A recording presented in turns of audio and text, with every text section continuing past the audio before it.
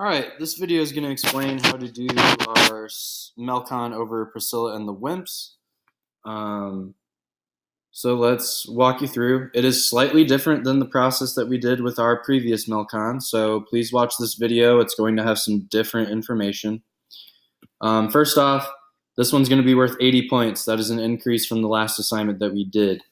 So although they're all important, they're becoming increasingly important.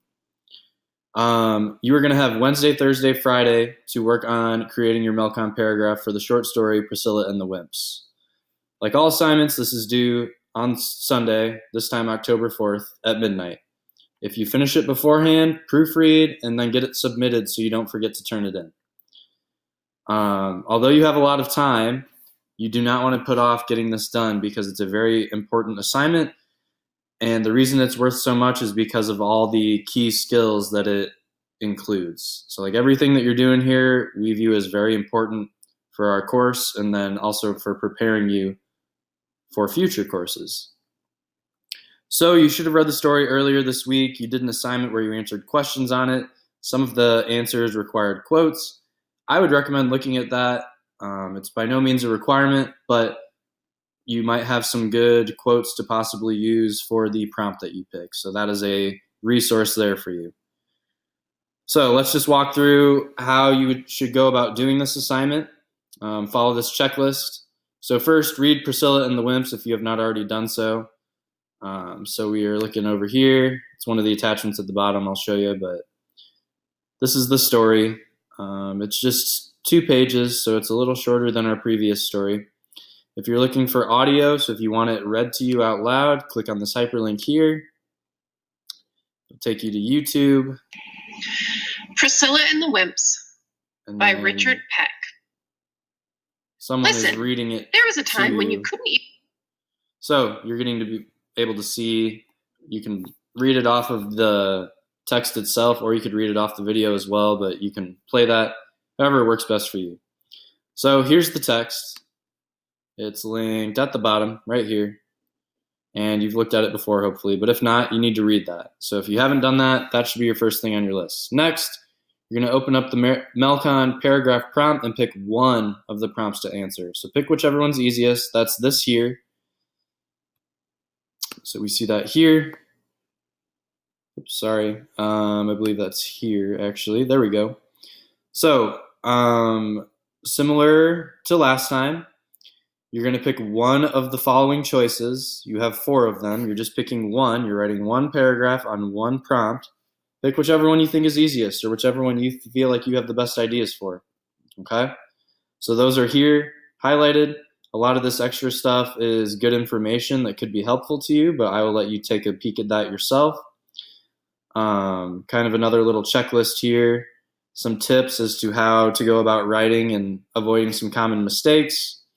A little more background on each question here is below, and then just a brief rundown of what a MELCon includes. So, number 3, we're going to open up our student rubric to see how the assignment is going to be graded. Remember, it's 80 points. Let's take a look at this. So, similar looking rubric to last time, except notice main idea, evidence, and citations are all worth double points. So those are each worth 20 apiece. And then our link and our concluding sentence are each worth 10. So that is a total of 80 points for this MELCon. We want to avoid making errors like this down here, so that would be something when I'm proofreading at the end to be taking a look at. But reference this whenever you see fit. That is there for you to use. Number 4, open the MELCon graphic organizer. Think of this as a rough draft. It has all the MELCon paragraph elements, and then it has a hint for how to write each of them, and space for you to do that as well. So this is where it starts to get a little different from last time. We have moved on a little bit. The other one was very, very broken down, which is great, but I'm starting to hope that you're going to be able to be writing MELCons a little more independently. So we're taking some elements, taking some crutches away to try and advance our thinking and our writing and independence. So you have the areas you need of your MELCon. You have directions up here. You're going to fill out the graphic organizer. to help create a MELCon paragraph for the short story Priscilla and the Wimps by Richard Peck. After you have written your rough draft in the graphic organizer, follow the highlighting directions on the next page. So notice this is the first of 2 pages. The directions for how to highlight are at the top of that second page. Once you have written your rough draft in the graphic organizer and then highlighted, please begin to type your final draft in the template, which we'll look at in a minute. Your final draft will be the assignment that is actually graded, and it is worth 80 points. So this is helping you get to the assignment. You don't get an actual grade for the graphic organizer, but if you don't do it, it's going to be very, very difficult to write a successful MELCon paragraph. So it's really not a step you can skip. Just think of it as a step to get to that final product. So we have main idea. Notice what are our 4 parts to the main idea sentence. If you need to go back and look at your main idea notes, I would recommend doing that.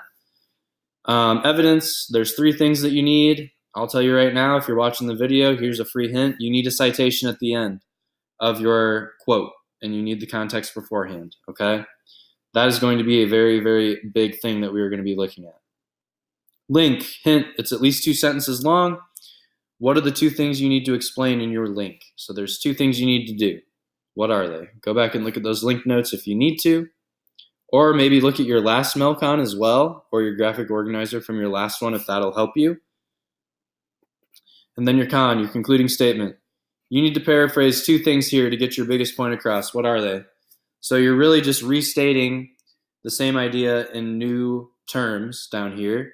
So you're taking some stuff that you've already written, but I will let you find those on your own, whether it's going back and looking at the notes or if you already remember what you're doing.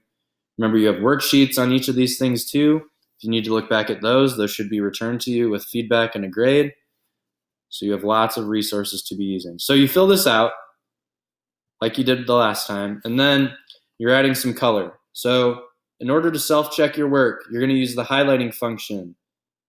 Really, either one of these. So if you highlight some text and then change the color that way, or if you highlight it this way and then change it this way, either way is fine. It really doesn't matter. But you can use either of the highlighting functions on Google Docs to make the various elements of your argument within your drafted graphic organizer paragraph. So you're marking those. You're literally going to highlight the writing that is in the corresponding color that represents the idea that you've written. So for example, with my evidence, for example, since we've talked about that, this is also a good guide as to what you would need to include in each section as well. For your evidence, so you write your citation, you're going to highlight your citation and highlight it red. Okay, so that shows that you've finished that part. That's in there. You for sure have included it. It's a good way to self-check your work. If you can truthfully highlight all elements within your rough draft, then you may begin typing your final draft in your paragraph template. So that's the goal. If you notice something that's missing while you're highlighting, then add or fix it. That's pretty much why we're doing this. It shows me that you know which part is which within your writing and what the purpose of each of them is. But also, it helps you self-check. If I'm missing context for my evidence, and I notice that and I can't highlight it, then add some context. That's a great tool to use. So that's really what we're looking for here, to make sure we've included anything. And if you've missed something, add it.